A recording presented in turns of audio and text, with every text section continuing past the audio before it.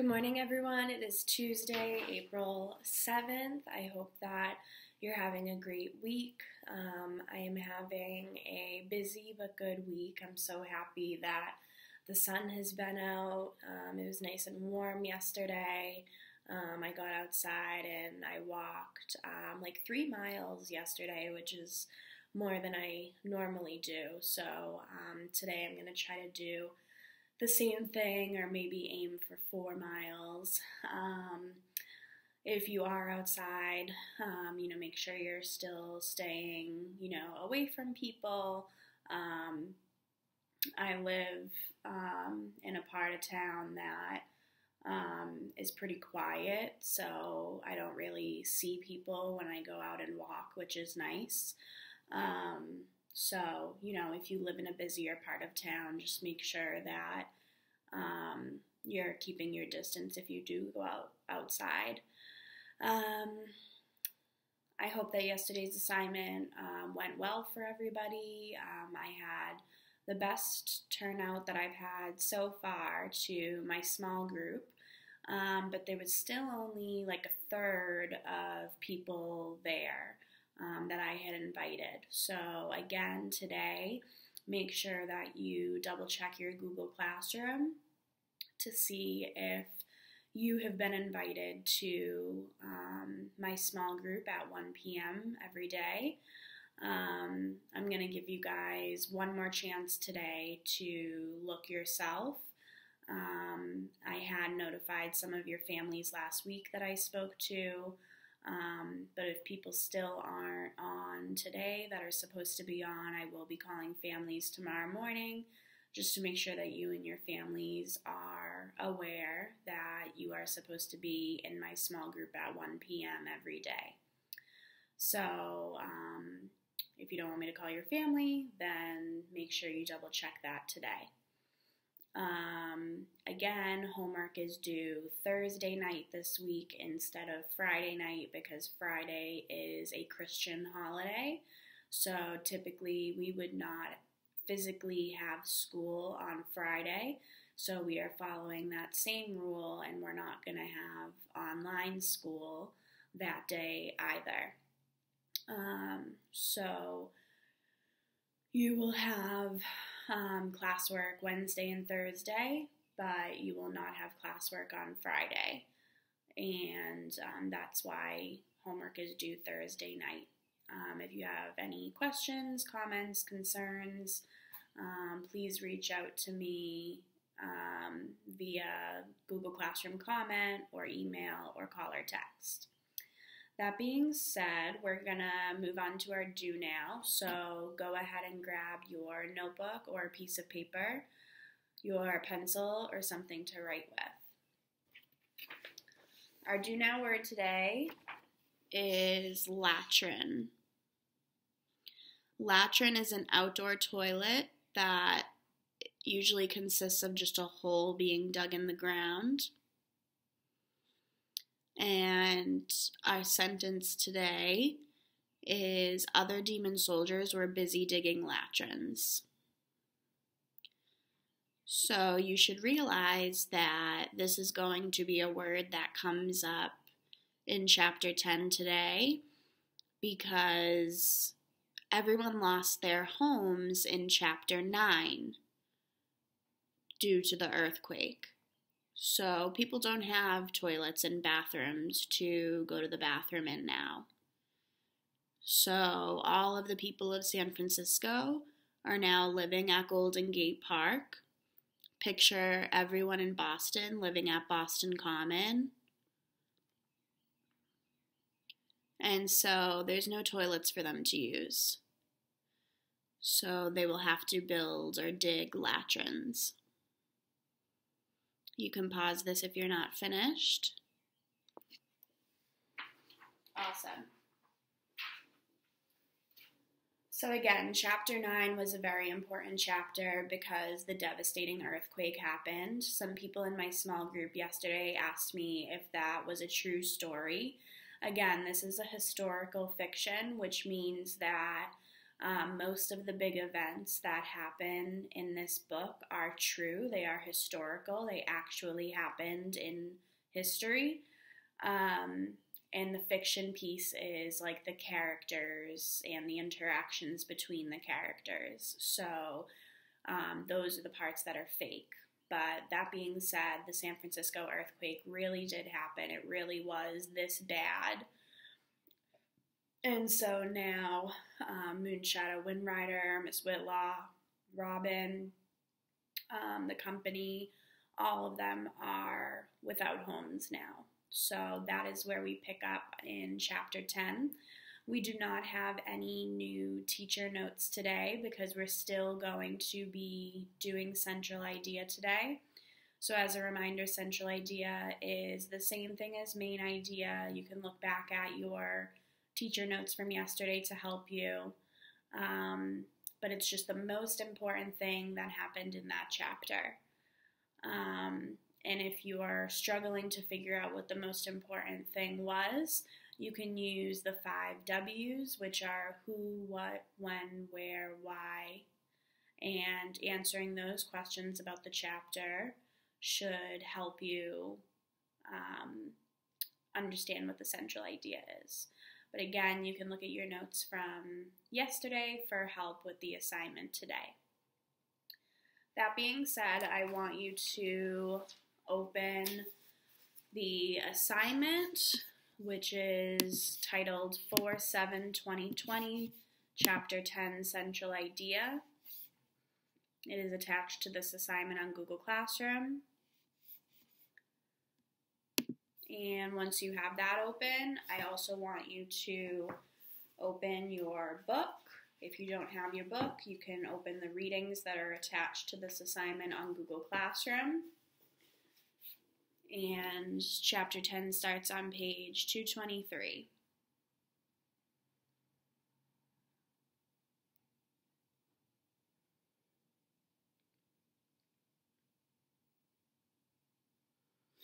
So your book or readings should be open and your assignment should be open.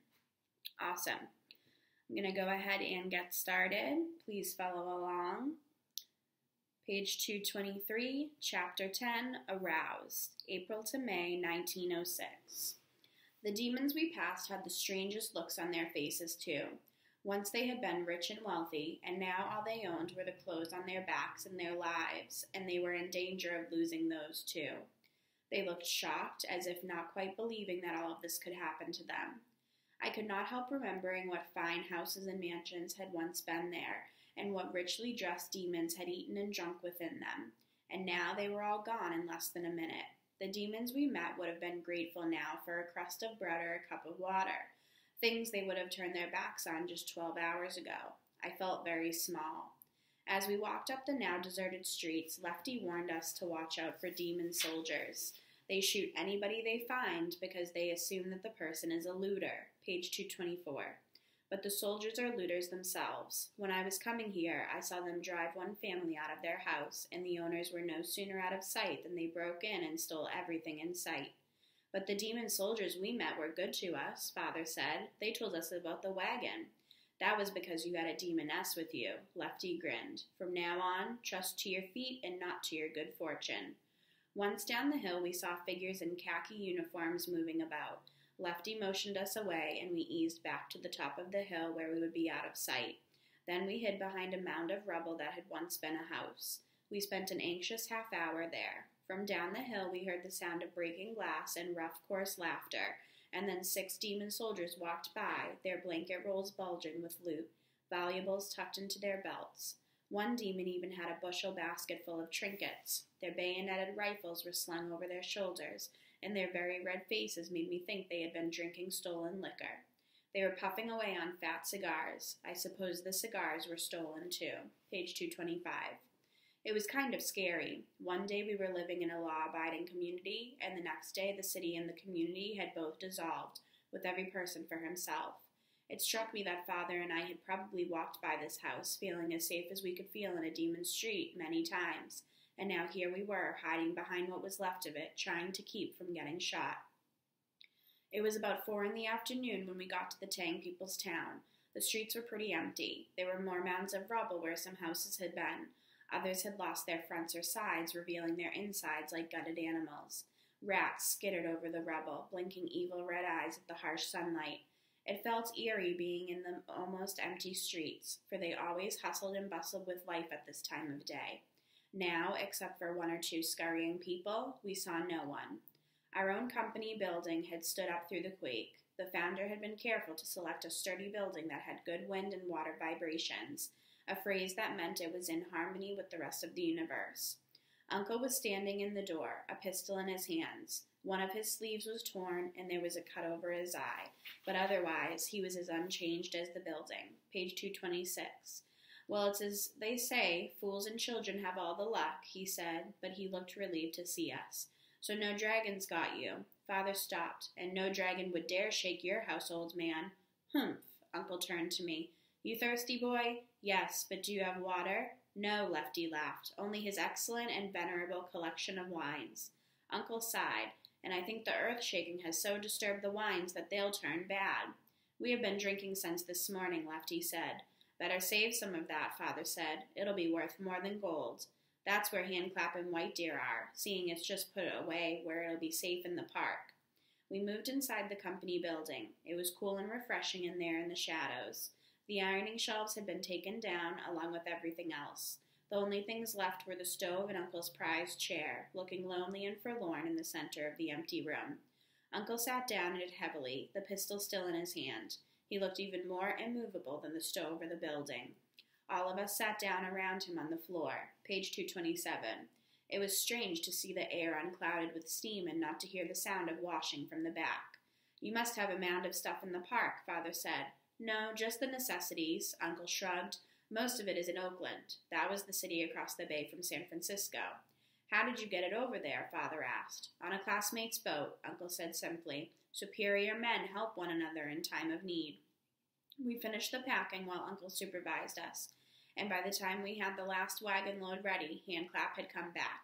Red Rabbit immediately looked for some sugar in my pants pocket, but he had to be satisfied with my promise of some in the future. It had been funny to see Red Rabbit moving speedily, for him, up the street, for like us, he did not enjoy being around the rats much. We stopped loading for a moment to listen to the crump, crump, crump of cannon. They are blasting some of the houses with cannon, Lefty explained. They are trying to lay a fire break by blowing up some houses. On the way in, Handclap added, I saw them setting dynamite in a drugstore just down the street. Page 228. He grunted as he hefted a box onto the bed of the wagon. Going to start around here, too. You better come with us. We all urged Uncle to do it, but Uncle shook his head determinedly. Someone has to watch this building, but there's nothing left to take but your stove and your chair. Nonetheless, Uncle tucked his pistol into his belt. The superior man tends his own garden. At that moment there was a loud explosion that made us all duck, and we saw a huge column of fire and smoke rise over the buildings. Flaming bits of wreckage scattered all over. Uncle shook his head. Those fool demons are using too much dynamite. They must have some amateurs on. Why, on the railroads we'd only have used half that charge to blast our way into a mountain. A moment later we saw plumes of black smoke rise from the Tang People's Town.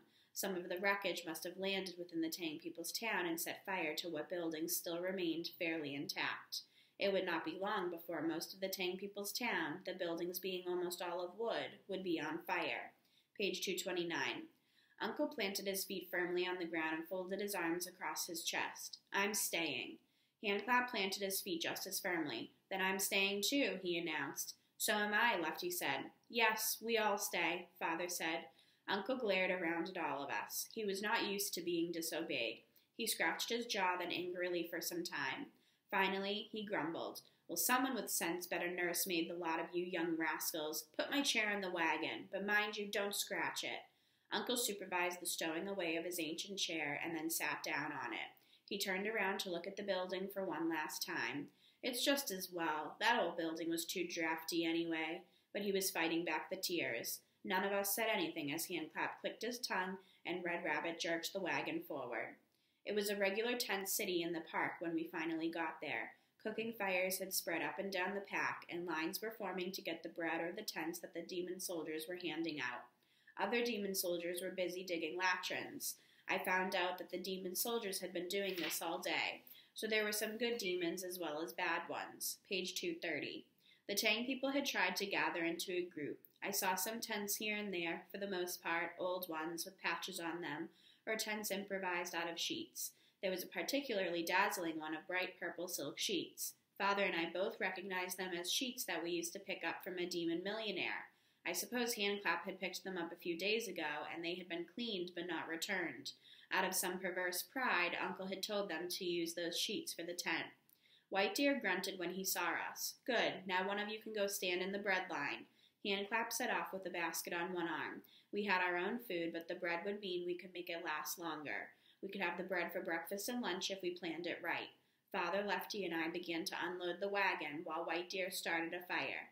Uncle, Father said, do you think Moonshadow and I could bring some food over to friends?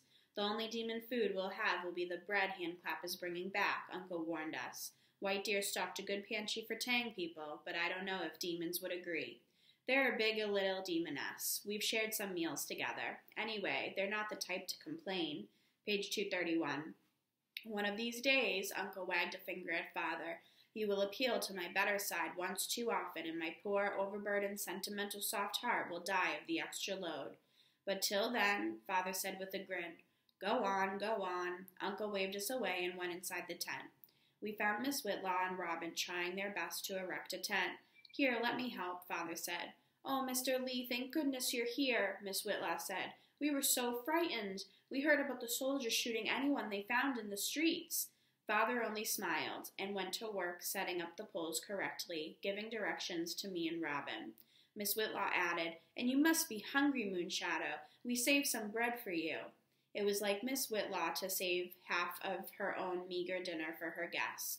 No need. We have dinner for you as our guests, my father said. A real Chinese dinner? Robin asked. Yes, I said. Why, how marvelous. You and Robin should go, dear. I'm really feeling quite full. But we suspected the truth. Miss Whitlaw did not want to impose upon her neighbors again and ask them to watch their things. Page 232.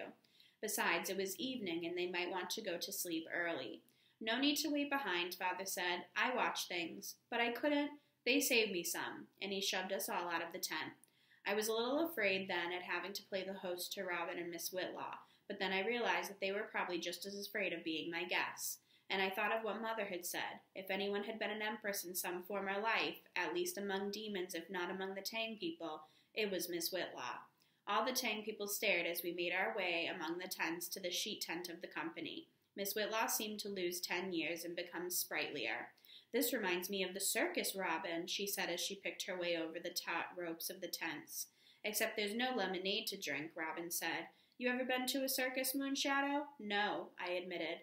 We must take you when all this is over, Miss Whitlaw said, and then paused.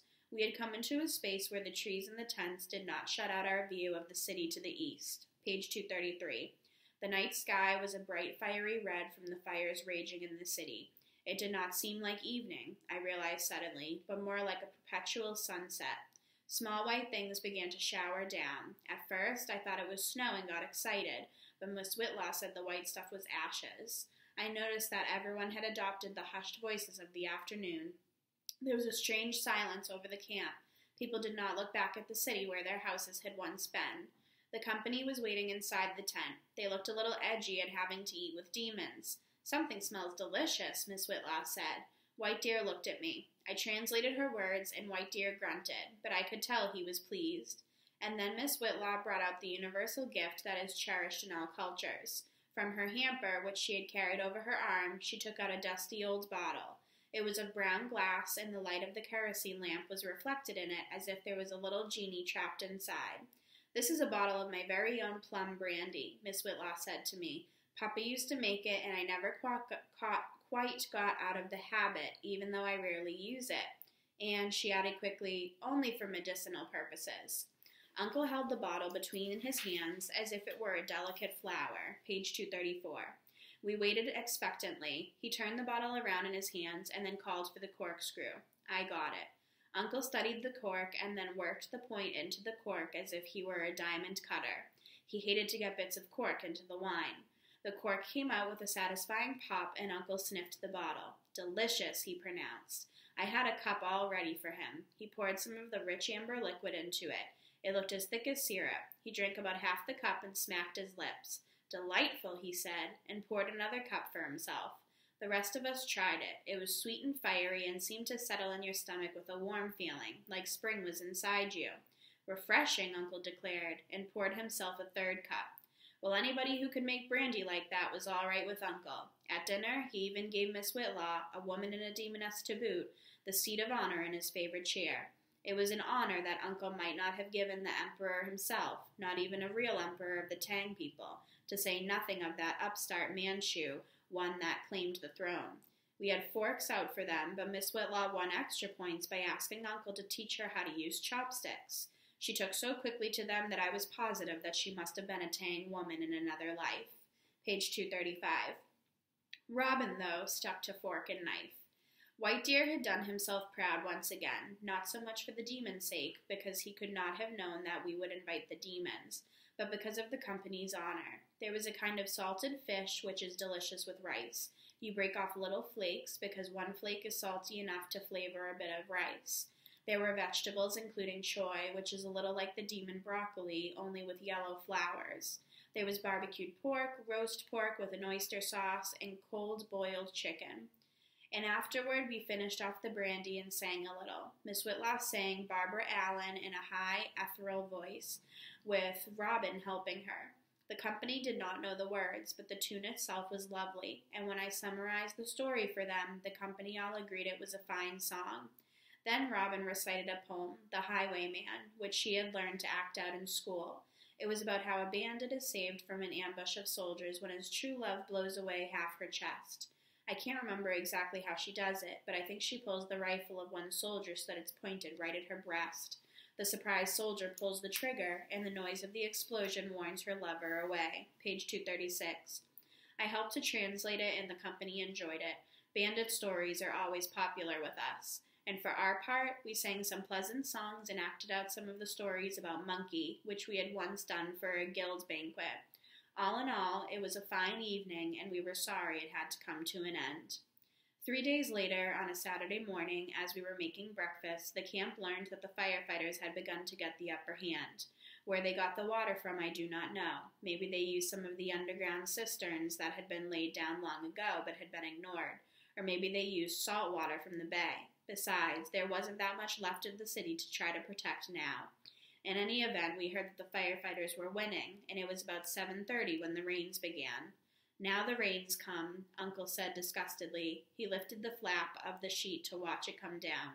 We might have had to leave here, too, White Deer said. Things could have gone wrong for the firefighters again, and then nothing would have been saved. Uncle just snorted, convinced that it was part of the general ineptitude of the deities who were in charge of the universe. Page 237. He let the flap down. The sheets had already begun to sag on top, and the water ran down into the tent, spattering inside. Uncle sat stubbornly in his chair, opening up his umbrella and holding it over his head. A superior man, he informed us, is above such things as getting wet. Uncle, how about coming with me to visit Miss Whitlaw? Father asked. We were all sure that her canvas tent would be drier, and for all of Uncle's pronouncements to the contrary, he was terribly grumbly when he was cold and wet. Uncle rubbed his elbow. What for? Father pointed to a box of apples that had been sent down from the north from some of our kinsmen. She might like some of those. You take them, but they're your apples. White Deer poked Uncle in the ribs. Go on. The superior man shares his wealth in adversity. It was White Deer who had to tend to Uncle when he had a cold. Yes, go on, Handclap encouraged. I'm sure she'd like the fruit. He probably had the same version of what it would be like inside the tent if Uncle had a cold. As Handclap said, when Uncle sneezed, he made such a noise that he would scare away the Lord of the East Wind, and he was used to noise. Page 238.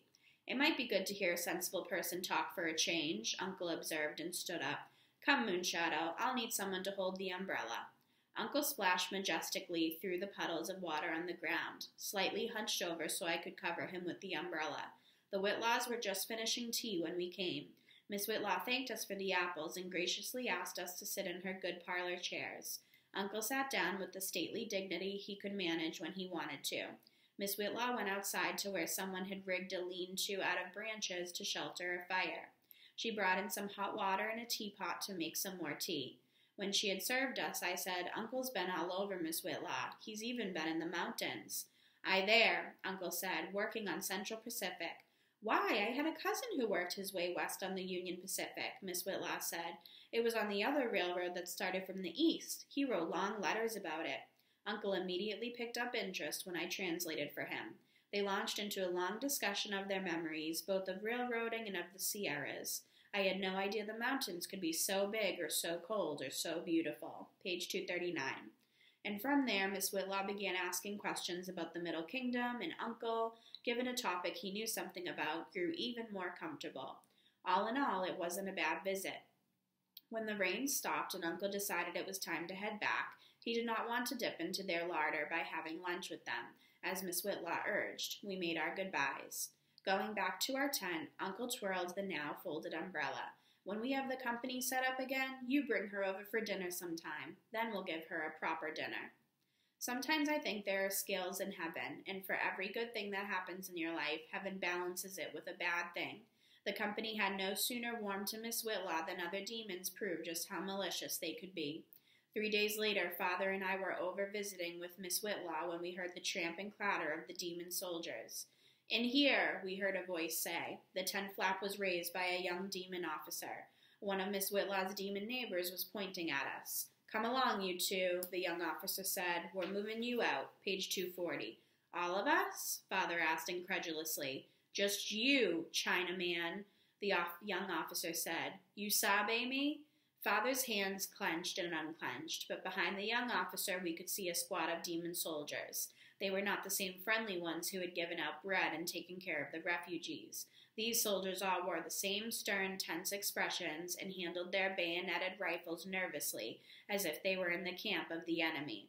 "I sabe," Father said. "You must excuse," he said to Miss Whitlaw. "Well, I don't sabe." Miss Whitlaw rose in magnificent outrage. "How dare you come poking into my tent and commanding my two friends to leave? How dare you tell the Chinese to leave?" The officer was taken aback. He became a little less haughty. "Ma'am, those are the orders. The Chinamen have to go." "Why? I dare say they make better neighbors than some folk whom I won't name because I'm a Christian woman." Miss Whitlaw darted a poisonous glance at the demon who had guided the soldiers over here. The demon shifted uncomfortably on his feet. I'm sure, ma'am," the officer said hastily, "but they've got to go. I'm to take them bound up, if necessary." Page 241. Father got up. There was no point getting Miss Whitlaw into trouble, too. There was a cast-iron frying pan awfully close to her hand, and we now knew just how forcefully she could argue. Father picked up our hats. "Come, Moonshadow." Miss Whitlaw whirled around. "Surely you're not going? You arrived only a moment ago." Father patted Miss Whitlaw on the shoulder. "It's some misunderstanding. We fix." He lied to make her feel better. It was a misunderstanding, but he would not be able to fix it. Nobody short of heaven could fix it. Father handed me my hat. He fixed his own hat on his head. "We come back quick." "You come back quick as you can, you hear me?" Miss Whitlaw said. I nodded. The squad was guarding other Tang people who stood with their gear on their backs or in wheelbarrows. We were marched through the camp with demons staring at us, while the soldiers rounded up more and more Tang people. When we got back to the main camp of the Tang people, we found most of the tents already struck. The company was loading our stuff onto our wagon. There were more soldiers there, standing with rifles at the ready, waiting for some outbreak of rebellion. Page 242. From the way the demon soldiers acted, you would have thought each of us had a knife up his sleeve. A long procession of Tang people, many on foot, marched along Van Ness Avenue past the gutted mansions of the rich. What the earthquake had not destroyed, the fires had. At the end of Van Ness, after several foot-weary miles, we came to a warehouse. Except for Uncle, myself, and Handclap, who rode on the wagon, the rest of the company had walked. Red Rabbit already had to carry several wagon loads at the same time. Somehow, he did it. But then, the very next day, we were moved to a parade ground at an army fort near the entrance to the bay, the Golden Gate. I can't remember everywhere we were moved, or when, but I think Thursday morning we were moved to the golf course at the Presidio, another army base slightly to the east of the Golden Gate. It was as if the demons could not make up their minds. Because it was hard to get fodder for Red Rabbit, the demon soldiers now gave us bread and water reluctantly, let alone fodder for our horse. We sent Handclap south with the wagon to some of our kinsmen. Uncle should have gone, for all this moving around was hard on him, but he was needed to help some of the other leaders of the Tang people figure out what to do. Page 243. Last year, the demon officials of the city had tried to move the Tang people out of our old area to a place called Hunter's Point in the southern part of the city, where some Tang fishermen already had a camp. It was now rumored that the demon officials were going to make us rebuild the Tang people's town, not in our original location, but down at Hunter's Point, and yet every other ethnic group in the city was going to be allowed to return to its old home site. Friday, we were moved back to the parade ground of the fort near the Golden Gate. Uncle bore this uncomplainingly, though he was sore all that evening. In true hardship, he could be a source of immense strength. By that Friday, we had dwindled from some 25,000 of us to only a few hundred. Many Tang people had just got disgusted and left for points east, south, and north, where you weren't herded around like a flock of sheep by a shepherd who could not make up its mind. By the few hundred who stayed were the hardcore of the Tang people, the stubbornest, orneriest individuals who were getting tired of being pushed around. Someone had to stand firm. We pitched our tents. They were quite brown now and no longer a bright purple. For the fourth time in 4 days. Page 244. Nobody spoke too much. Father jammed his hands into his pockets, watching White Deer wash the rice. We let ourselves be pushed around like a bunch of stupid oxen. Why don't we do something? White Deer shrugged. What can we do? They all have guns. Father spat contemptuously on the ground. That's what we always say when there's trouble. And what would you do? Take them all on? The superior man rises above such squabbles, White Deer reminded Father. Father glanced toward the tent where the old wise heads of the Tang people had gathered to work out some strategy. You could hear their voices rising. They sound like a bunch of old hens, Father said. They're trying their best. White Deer slammed the lid down on the pot. What's eating you? I'm sick. I'm sick of greed and stupidity. You're just sick of people. White Deer planted his fists on his hips. Maybe I am, Father grumbled. It was very late in the evening when Uncle came back across the grass, looking very tired but smiling grimly. He had had to store away his heavy chair because of all this moving around, so he sat down on an old crate instead, but he did it just as majestically as if it were his throne. Page 245. He poured himself a cup of tea from the tea kettle we had kept boiling all that day. He sipped it while we all sat or stood around, waiting for him to speak. When Uncle finished his tea, he arched his head, grimacing as he scratched the underside of his chin. I think we have them, he said with a self-satisfied air. What magic did we come up with? White Deer asked. It was there all the time, only some of those old fools were afraid to try it. I guess they were afraid of making any kind of trouble. Uncle fished into his pocket and pulled out a handful of coins. He dumped them by White Deer's boots. There's your magical weapons. There's all the charms and spells you need for these demons. We Tang people own 1/3 of the land in the Tang people's town outright. For instance, we own the land that our company was on. The demons can't tell us to move off of it if we want to live there. Even they have to follow their own laws. And as for the other 2/3, well, did you ever stop to think how important we are to the demons? We run a lot of businesses and services that they need. If we were to leave this city completely, their whole economy would be wrecked. Page 246.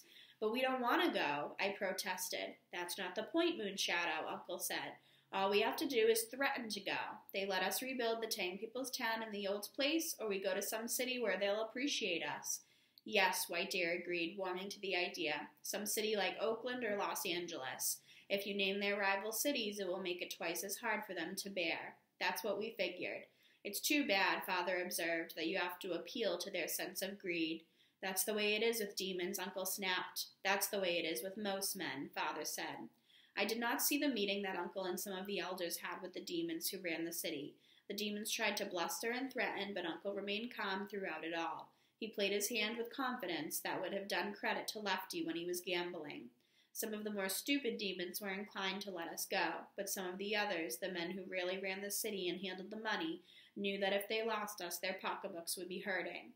Their hearts and consciences might be as hard as flint, but their pocketbooks were as sensitive as a cat's whiskers. Page 247. To make a long story short, we won the same rights that the demon citizens had in rebuilding on their old sites. We sent a call then, a call that was heard all around the demon land. Lefty's brother-in-law came down from Sacramento. He was a stonemason. White Deer's youngest brother came all the way north by train from Los Angeles. He was a carpenter. Handclap's young cousin twice removed came all the way from Colorado. He had no skills. He just had a strong back, but that was at his elder cousin's disposal. Uncle even got money from some kin and friends in the eastern provinces from whom he had not heard in 20 years, and we were not the only Tang people with kinsmen and friends. Every day the men came in by the dozens, dusty, tired men who had journeyed by foot and by wagon when they could not afford a train ticket. They would sit for a moment and stretch out their legs, revealing the holes worn into the soles of their boots. They would be covered from their boots to the crowns of their hats with dust. They would accept a cup of tea with a quiet nod of thanks and maybe smile and maybe make a joke. And after they had finished their tea, they would pitch right in. They might work 16 hours a day without pay, expecting only the food they ate and the straw mats they slept on. Page 248. We were friends and kinsmen in trouble. The company's days were filled with a cheerful shouting and singing and swearing and hammering. We were putting up a new building, one made of stone and guaranteed to last a century. It was hard work, but it was exhilarating, the kind of feeling that comes from being alive and taking part in some great common enterprise. Only Father seemed strangely unmoved by the experience. He worked as hard as everyone else, but he did so without spirit. Whenever Uncle talked about building an extra large room for Father to work in, Father always kept very quiet. Finally, 4 months after the earthquake, Father came by and found me helping to mark off wood for Handclap to saw. The Whitlaws are leaving today, he said. I told them we'd say goodbye. Poor Miss Whitlaw had lost her house in the fire, and so had lost her chief financial support. The money in her cash box was meant to help Robin through college. Miss Whitlaw's land might be worth something once the city was rebuilt, but that meant holding on to it for quite a while. In the meantime, she would have to support herself some other way. Miss Whitlaw had borne her losses with courage that I had come to expect of her. Page 249. She had cheerfully taken a job as a housekeeper to some demons over in Oakland across the bay. I put down the pencil and ruler and followed him without a word. We both washed up silently and put on some clean clothes. As we walked through the city toward the park, we could hear the incessant banging of hammers and the wheezing of saws. Wherever you went, you saw the same wooden frames going up, like the skeletons of houses waiting for their wooden flesh to be attached. It was a city waiting to be reborn. Father swung his head to the side to avoid being hit by a plank that a hurrying demon carried on his shoulder. He stared after the man. Look at him. I don't think he's learned anything from the earthquake. He's going to try to make things just like they were until the next earthquake comes along, and then he'll just build another one. We walked along for a while. Houses don't mean much. It's the people inside them that are important, I said. Father grinned sardonically. Yes, and you no sooner get to like those people than they're dead, or they move away, like the Whitlaws. Page 250. But we can meet other people, I pointed out. Father playfully tipped his hat forward so that it shaded his eyes. Yes, and you go on losing those new friends, but you make just like you lose the new house you build. Don't you want something better, purer, freer in this life? I don't think there is, I said doubtfully. Father pulled off his hat and smoothed his hair. I think an aeronaut is free. I think an aeronaut may be the freest of all humankind. But you don't have an aeroplane. I'll build one. And how will you live? I'll put on shows, and people will pay to see how pure and free a man can live. He bit his lips thoughtfully. I think this is my final test, Moonshadow, the final and truest measure of whether I'm worthy to become a dragon again. I felt as lonely as I had that first day on the pier looking at the crowd of strange Tang men. I was not only losing the Whitlaws, but Father as well. Why do you always have to change your life just when it looks like you're finally settling in? I asked. Dragons are able to change shape, and so must I. Do you understand? Father glanced over at me. I dropped my eyes. Do you, Moonshadow? I still did not answer. Do you? Page 251. I think Miss Whitlaw may be waiting. I hurried on. Miss Whitlaw had already folded her tent with the help of some of her neighbors and carted it off to the temporary army depot. Most of her things had already been stored away in her employer's home. She was wearing a traveling outfit, a long brown skirt with a kind of short cloak of the same material as her skirt. She had on a big hat, which was held to her head by a scarf that she had tied around her chin. I'm so glad to see you, she said. Robin was sitting on a crate, drumming the heels of her high-buttoned shoes against its side. I went over to her. She cocked her head to one side. You look even darker than you did before. I've been out in the sun a lot, I said. Oh. Suddenly, Robin took the book from her lap and thrust it into my hands. Here, she said. It's a gift for you. It was The Phoenix and the Carpet by E. Nesbit. It's the closest thing I could find about flying, she explained. I don't have anything that nice to give you, I said. It's all right, Robin said, pretending to be indifferent. Page 252. I read that book so many times, I got tired of it. All I have is this. I gave her the carving of monkey that Uncle had given me my first night here. Robin knew what it was, having seen it many times in our stable. By this time, too, I have told her many of the stories about him. He likes travelers. She turned it admiringly over in her hands. Thank you. I got tired of it, too, I grinned. We loaded the 2 suitcases Miss Whitlaw had onto the wagon and drove them down to the ferry building. We would arrange to sell her wagon and horse for her. There was always a need for a good horse and wagon over here now with the rebuilding. The whole trip was made in a long silence. In the years we had known them, we had grown probably as close as we could to demons. We made small talk in the large waiting room of the ferry building, which had more or less escaped the fire, though they had to rebuild parts of it. When the ferry boat was ready to leave, the gate, which looked like it belonged on a castle, went up with a rattle of chains. People were getting up all around us, suitcases in hand. Miss Whitlaw took Father's hand between hers. Page 253. You stay true to your dream, Mr. Lee. I just know that one day I'll be going to a show with your name up on the banner. Then she turned to me. And you keep in touch, you hear? Or I will personally walk back across the bay and skin you alive. I guess that goes for me, too, said Robin. I hear you, I said. Impulsively, Miss Whitlaw leaned forward and kissed me on the cheek. She was blushing when she stood up again. Excuse me for the liberty, Moonshadow. Robin gave me a quick peck and waited defiantly for me to say something, but I did not. Miss Whitlaw picked up one of her suitcases. Robin took the other. We waited by the gateway, watching them walk through the dark tunnel out into the bright light where the ferry road broke the waves. They walked over the gangplank onto its deck. The gate came down with a rattling groan. The sailors cast off the rope and drew in the gangplank, and the water around the ferry boat churned white as the paddle wheels on its sides began to turn. I did not say much to Father as we rode back to the Tang people's town. What could I say to a man whom I had come to love and respect, but who wanted to leave me? That night, Father got Uncle alone, and I sat down by them. Father turned to me. Moonshadow, you once asked me who or what caused the earthquake.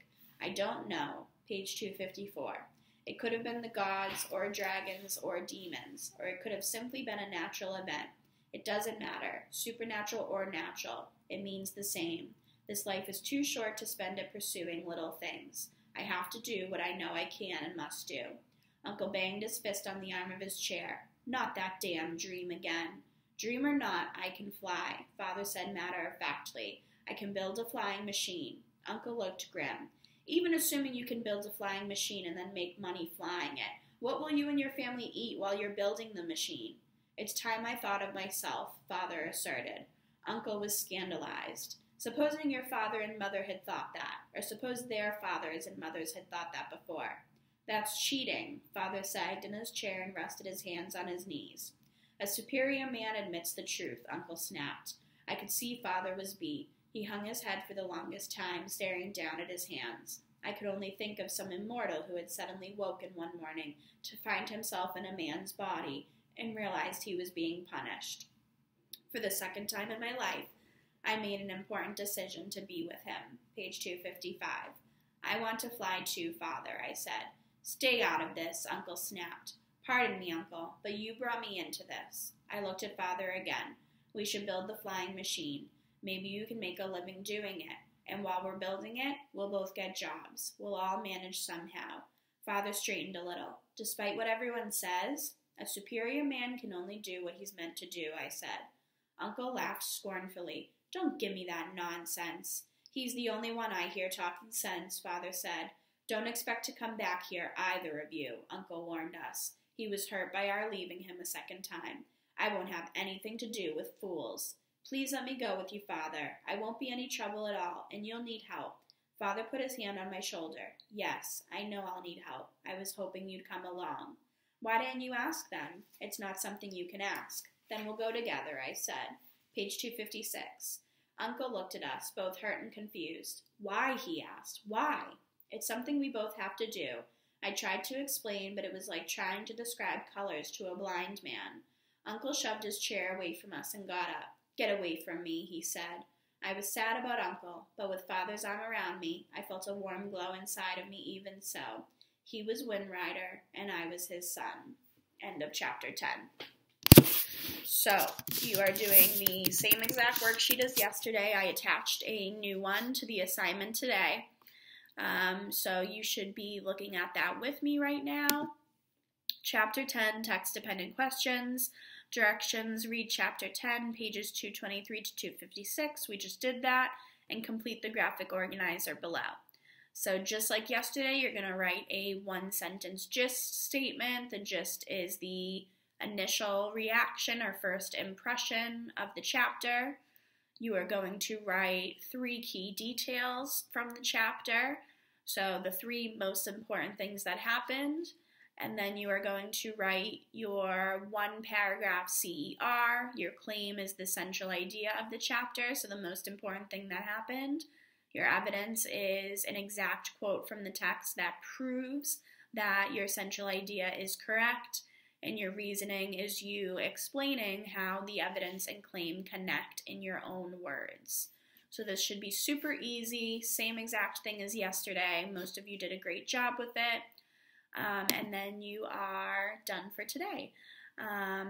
Enjoy the weather if you can. Have a great day, and I will see you tomorrow. Bye.